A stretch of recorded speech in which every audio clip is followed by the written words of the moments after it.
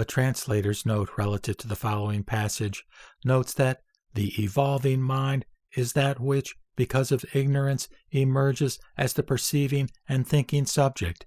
The implication of the sentence is that, though suchness cannot be predicated, when explanation is needed, there is no other way but to use relative terms that are accessible to the mind, which functions only in terms of subject-object relationships.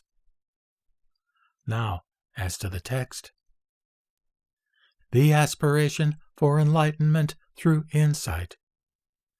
As for the bodhisattvas of this group, who range from the stage of pure-heartedness to the last stage of bodhisattvahood, what object do they realize? They realize suchness.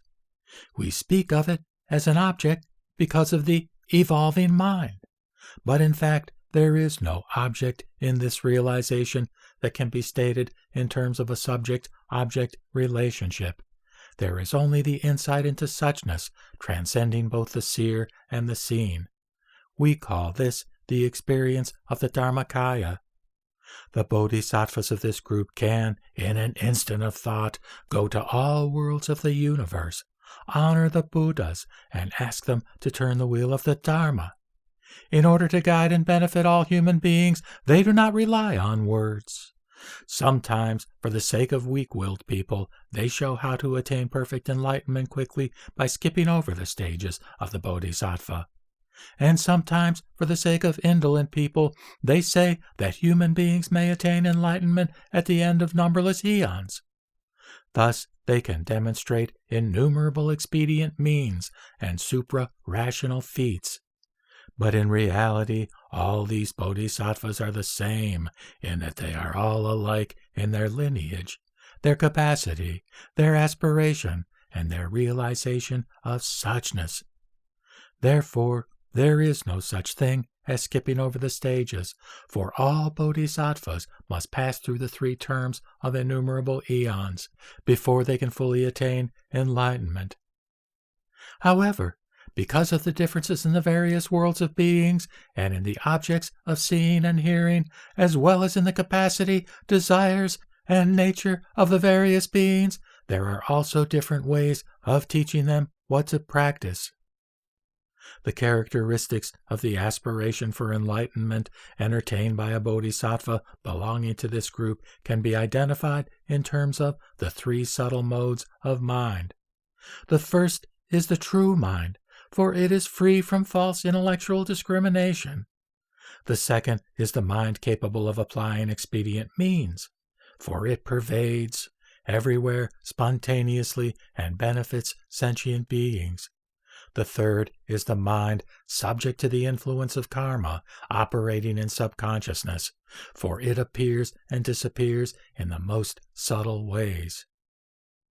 Again, a bodhisattva of this group, when he brings his excellent qualities to perfection, manifests himself in the heaven of Akanistha as the highest physical being in the world. Through wisdom united with original enlightenment or suchness, in an instant of thought, he suddenly extinguishes ignorance. Then he is called the one who has obtained all-embracing knowledge. Performing suprarational acts spontaneously, he can manifest himself everywhere in the universe and benefit all sentient beings. Question: since space is infinite, worlds are infinite. Since worlds are infinite, beings are infinite. Since beings are infinite, the variety of their mentalities must also be infinite. The objects of the senses and of the mind must therefore be limitless, and it is difficult to know and understand them all. If ignorance is destroyed, there will be no thoughts in the mind. How then can a comprehension that has no content be called all-embracing knowledge? Answer: all objects are originally of one mind and are beyond thought determination. Because unenlightened people perceive objects in their illusion, they impose limitations in their mind. Since they erroneously develop these thought determinations, which do not correspond to reality or dharmata, they are unable to reach any inclusive comprehension. The Buddha Tathagatas are free from all perverse views and thoughts that block correct vision. Therefore, there are no corners into which their comprehension does not penetrate. Their mind is true and real. Therefore, it is no other than the essential nature of all things. The Buddhas, because of their very nature, can shed light on all objects conceived in illusion.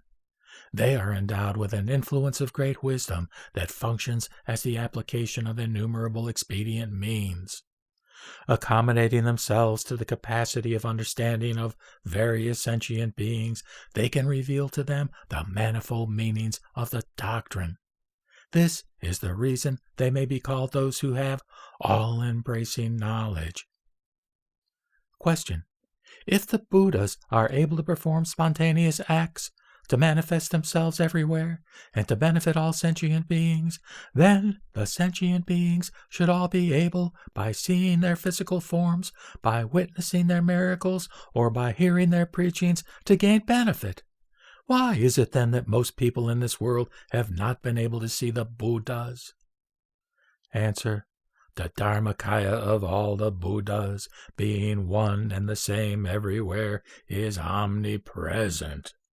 Since the Buddhas are free from any fixation of thought, their acts are said to be spontaneous. They reveal themselves in accordance with the mentalities of all the various sentient beings. The mind of the sentient being is like a mirror. Just as a mirror cannot reflect images if it is coated with dirt, so the Dharmakaya cannot appear in the mind of the sentient being if it is coated with the dirt of defilements.